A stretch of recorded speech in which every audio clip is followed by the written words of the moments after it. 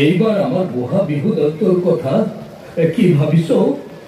বিহু দলটো যেনিবা হলেই পিছে নাচনি ক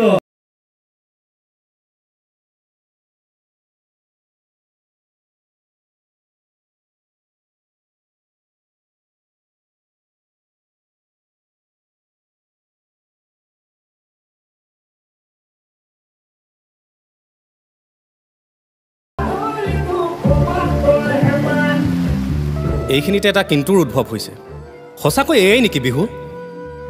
অসমীয়া জাতীয় জীৱনৰ যুগমীয়া কৃষ্টিৰ লাইখুটা বুলি যাক আমি আখ্যা দিছোঁ, এইখিনিতে আমাৰ কৃষ্টি, সংস্কৃতি, পৰম্পৰা আদিবোৰ বিকৃতকৰণ হৈছে নেকি?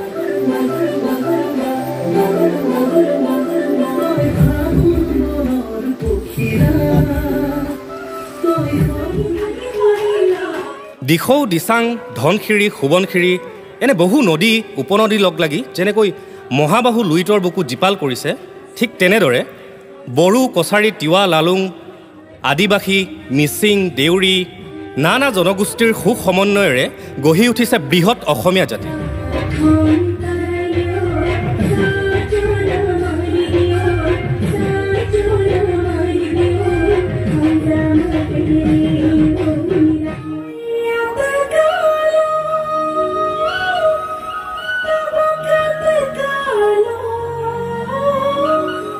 এই উৎসৱত পিন্ধিব পৰাকৈ ছোৱালীবোৰে মোহনী প্ৰকৃতিৰ চিত্ৰৰে কিছুমান মচাং, ৰিবি গাছেং, গেৰুলমৰি মনৰ মানুহজনক উপহাৰ দিয়ে।